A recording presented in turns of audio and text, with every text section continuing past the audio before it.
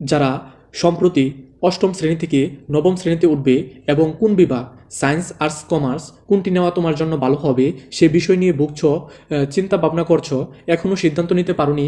আজকে আমার এই ভিডিওটি দেখার পর তোমরা সম্পূর্ণভাবে নিশ্চিত হতে পারবে কোন বিভাগটি তোমার জন্য সবচাইতে ভালো। প্রথমে তা আলোচনা করার পূর্বে আমি তোমাদেরকে 3টি গল্প উপস্থাপন করতে চাই। প্রথম গল্পটি হচ্ছে সূর্যের প্রকৃত রং হচ্ছে সাদা এবং আমরা যা দেখি তা কিন্তু সূর্যের প্রকৃত রং নয়, হলুদ সূর্যের প্রকৃত রং নয়।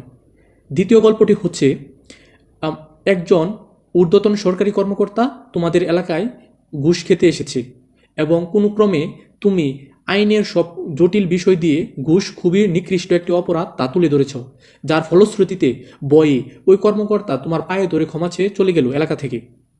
তৃতীয় আরেকটি গল্প হচ্ছে তোমার বয়সী বন্ধু যখন ব্যবসায় মনোযোগ দিচ্ছিল তখন তুমি চাকরির পিছনে ছোটাছুটি করছিলে এবং তুমি চাকরিতে সফলতাও পেয়েছ এবং একটি সরকারি চাকরি করছো। কিন্তু 2-3 বছর পরে দেখো যে কোনো একটি খবরের হেডলাইনে তোমার বন্ধু, বিষয় হচ্ছে সে এখন শিল্পপতি হয়ে গেছে। এখন এই 3টি গল্পের মধ্যে কোন গল্পটি তোমাকে বেশি আকৃষ্ট করেছে? যদি প্রথম গল্পটি তোমাকে বেশি আকৃষ্ট করে থাকে তাহলে তুমি সায়েন্সের প্রতি বিশেষভাবে মনোযোগী। আর যদি দ্বিতীয় গল্পটি তোমাকে বেশি আকৃষ্ট করে তাহলে তুমি আর্টস। আর যদি তৃতীয় গল্পটি তোমাকে বেশি ভালো লাগে তোমার কাছে তাহলে তুমি কিন্তু কমার্সের প্রতি অনুরাগী। এখন আমরা এই গল্পগুলো ছাড়াও কিভাবে বিভাগ নির্বাচন করব তা নিয়ে আলোচনা করব। প্রথমে আমাদের যে কাজটি করতে হবে, আমরা 3টি বিভাগ নির্বাচনের ক্ষেত্রে 3টি পদক্ষেপ বা 3টি ভিত্তিকে আমরা মূল্যায়ন করব। প্রথম হচ্ছে ব্যক্তিগত সিদ্ধান্ত, দ্বিতীয় হচ্ছে আগ্রহ, আর 3 হচ্ছে আর্থিক অবস্থা। এখন ব্যক্তিগত সিদ্ধান্ত নিয়ে আমরা কথা বলি। তোমরা কখনোই পরিবারের সিদ্ধান্তের উপর নিজের সিদ্ধান্তকে প্রাধান্য না দিয়ে পরিবারের সিদ্ধান্ত গ্রহণ করে নিও না। তোমার কাছে যে বিষয়গুলো ভালো লাগে তুমি সেই ফিল্ডেই লেখাপড়া করবে।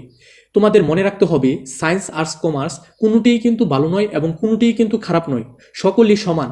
তুমি যদি সায়েন্স থেকে ভালো কিছু করতে পারবে, তুমি আর্টস থেকেও ভালো কিছু করতে পারবে, তুমি কমার্স থেকেও ভালো কিছু করতে পারবে। এই জন্য তোমাকে 3 বিভাগেই লেখাপড়া করতে হবে। এখন বিষয় হচ্ছে তুমি তাহলে ব্যক্তিগত সিদ্ধান্ত নিতে শিখবে, পরিবারের কারো কথাকে তুমি প্রাধান্য দিও না। এখন ব্যক্তিগত সিদ্ধান্ত কিভাবে নিবে? তোমার ব্যক্তিগত সিদ্ধান্ত নেওয়ার জন্য তুমি নিজেকে 3টি প্রশ্ন করবে। ভবিষ্যতে কোন ধরনের কাজ তুমি করতে চাও? তুমি কতটুকু পড়াশোনার চাপ নিতে পারবে? তুমি দীর্ঘমেয়াদে প্রস্তুতি নেওয়ার মানসিক দক্ষতা বা মানসিক শক্তি রাখো কিনা? এখন খেয়াল করে শোনো, আমাদের সায়েন্স বিভাগে কিন্তু বেশি চাপ সামলাতে হবে।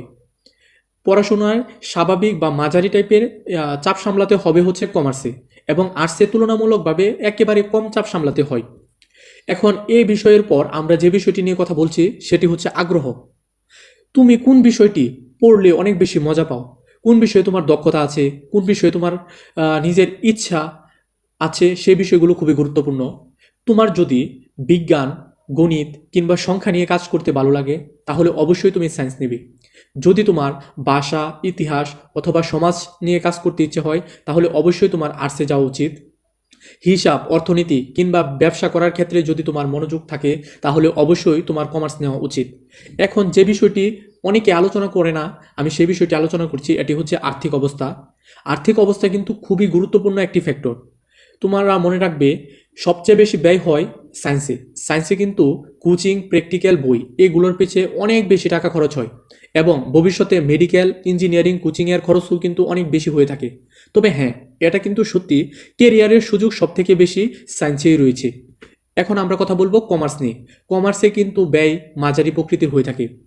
তুমি ভবিষ্যতে ব্যাংকিং, ফাইন্যান্স, বিজনেস ক্ষেত্রে দ্রুত চাকরির সুযোগ পাবে।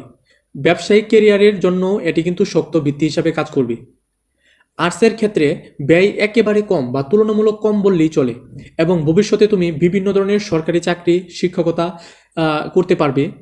এখন খেয়াল করে শোনো, আমি তোমাদেরকে বিষয়ভিত্তিক 3টি সফলতার গল্প শোনাই, যে গল্পগুলো শুনলে তোমরা বুঝতে পারবে তোমাদের কোন ডিপার্টমেন্টটি নেওয়া উচিত।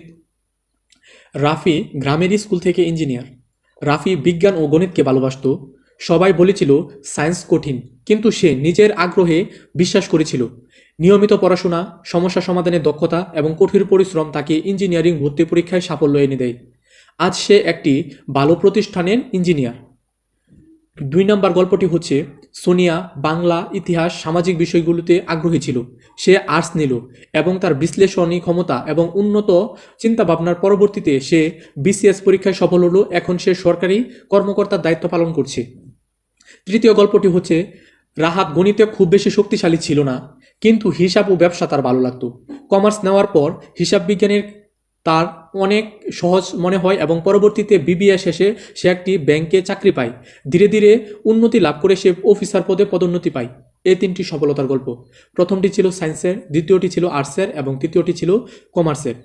জীবনের সফলতা পেলে সকল বিভাগই সমানভাবে তোমাকে উজ্জ্বল করে তুলতে পারবে। সুতরাং তোমরা ভালো করে সিদ্ধান্ত নিয়ে যে কোনো একটি বিভাগ নির্বাচন করো।